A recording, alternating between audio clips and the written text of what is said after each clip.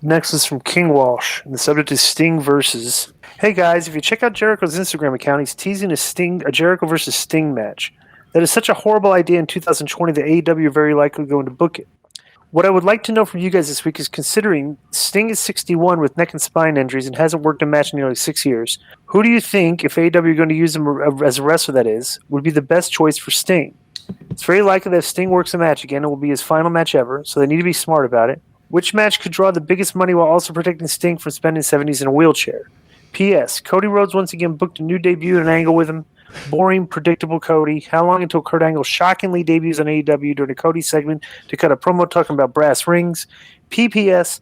The Young Bucks and Kenny Omega both booked themselves to become title holders in their company. Oh, come on. How come the IEWC aren't tearing them apart? Jesus. PPS. Joe, the Get My Go plugs really get my go. All right, well, just for any mention of it. King Walsh is going to be, and he's suspended for a week from the mailbag. I think Get My Go references has been suspended from the brand, actually. So Vince is going all in on that too. He says he doesn't want Jeff just promoting that crap. Oh my God! So did he watch the show? Did he watch your show? He's tired of hearing about it. The people that we make fun of email him and DM. Yeah, him let me say this. So I was, because we seem to have. I will say this: we seem to have a lot of crossover audience, right? Well, let me tell you this, Conan.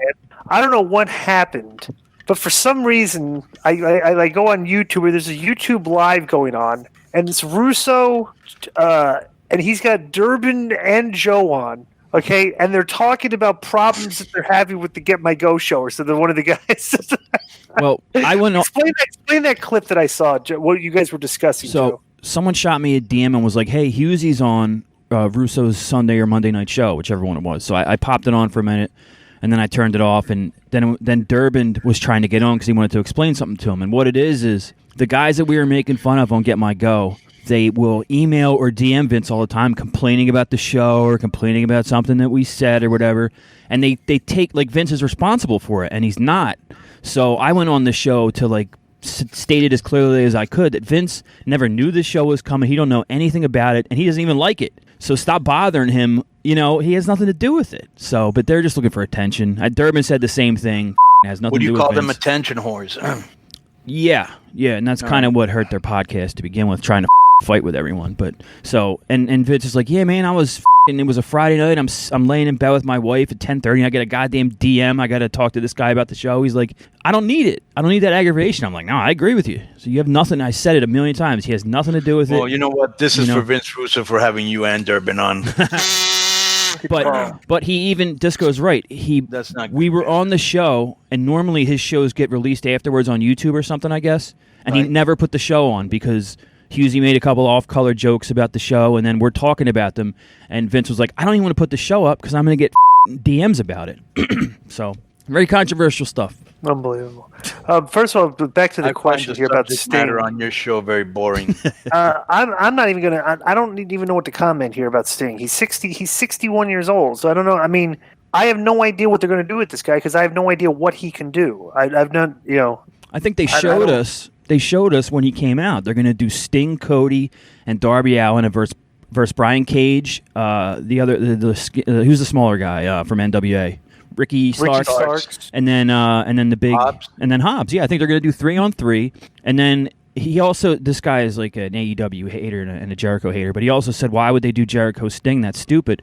At the same time, he asked who would be Sting's best opponent. I think Jericho would be the best guy to put him in with because not only would it be a good match, but Chris will protect him and all that stuff. So I would like to see that. 61 of that. I just think that, that's going to be a hard match to watch. You're going to have to put a lot of smoke and mirrors and probably get other people involved for it to look good because, let's face it, Jericho has lost a step. Like Disco said, we don't know what Sting can do. He's probably ultra limited because of age and injuries. Because sometimes I see the other day I saw Matt Hardy in a battle royal where you don't have to move around a lot. He was having trouble moving around in the battle royal, which is limited movement. I was like, holy shit. So imagine Sting, So I don't know. And for a year, what's he going to do there? A year. So we got to see. It's very weird. He signed up for 2 or 3 years. It was multi-year. Yeah. So I don't know. I mean, who knows? I'm not saying it couldn't work, but let's see what they got planned. The one thing is we haven't seen anything yet except him walk out. So whatever they do from here on out, whatever. But day one, he sold more T-shirts than anyone's ever sold in their thing, and you put Sting on a toy, you put Sting on the cover of your video game, and I think the investment will pay off. And it doesn't really. I'm going to go one step further here. Go ahead, bro. Isn't it funny that we're talking about like the big thing with AEW is the big selling point on their success is the demos. Yeah. Right. Sting does. Isn't it funny now? All of a sudden now it's like, okay, this has. Like, Sting would not be able to market to the demo. Like, Sting would be able to market to the above 50-year-olds. No. But he's a legend, and kids know that. Like, they don't have to have grown up with him. They know he's a legend. Like, people that know that Eddie Murphy, 20-year-old people, they know Eddie Murphy's a legend. They don't have to have grown up with him. Plus, Sting was just on WWE. He had matches with Rollins. He was featured pretty prominently. So even the newer generation has seen him, within the last 5 years or so. And it looked like it popped a big number for them, right? Yeah, his pay-per-view. I mean, the show did good because of because they had the big event. Do you mean in WWE or in AEW? No, but they were giving. Let me tell you something. I'm going to do a Let me just say one last thing. Yeah, they were saying they were giving per segment numbers, right? Mm-hmm. And his segment did very well. Yeah, right. Okay, so let me tell you something. This is interesting. Okay, is that you look at AEW, and the funniest thing was the total audience for wrestling that night was still like the same as it's been. They did like 1.5 million fans or whatever it was. But it's funny that you watch when AEW pops numbers, okay, and it's because usually it's a feature match has been promoted, right? And it just goes to show you that like if you make people interested in the matches. Like before the matches start, if like you build up the matches, more people are going to be interested in watching that match. And it's funny that they do this like very rarely. You know what I'm saying? Let me give you a two-pronged answer to that. To me, I'll put it as part of their learning curve. Okay, because a lot of them are new at this, but at the same time, you have so much experience back there. This shouldn't be happening. If you got Dean and Arn and Tully and Jake and Chris, this should not be happening. So I don't know if they're not using all of those guys to their best capabilities. JR's back there, but I just attribute it to, you know what I'm saying? It just goes to show you is that mistakes. You're popping numbers on things that are interesting people. Right. And it's like the things that are not popping numbers are the cold 13 to 14 minute matches between guys that were not really.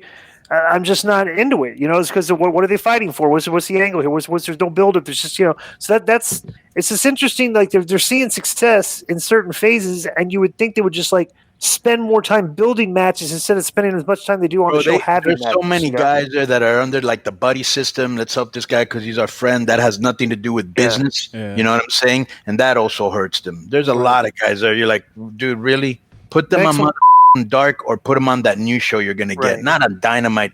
Dynamite should be dope from beginning to end. Next is from Ben, and the subject is Faded Disco. Was Disco drunk on last week's AEW roundtable? It sounded like he was slurring his words and he was Luger talking over everyone even more than usual. I may have had a few drinks. He was the Luger talk champion. I probably did have a few drinks. You know what? And a couple gummies. Oh yeah, that's right. You said yeah. But I just said how that roundtable was one of the best ones because there was so much arguing and people trying to talk over each other and stuff. Some people might not have liked that, but for me, it was entertaining. Not letting anybody talk. So that was part of it too. Yeah.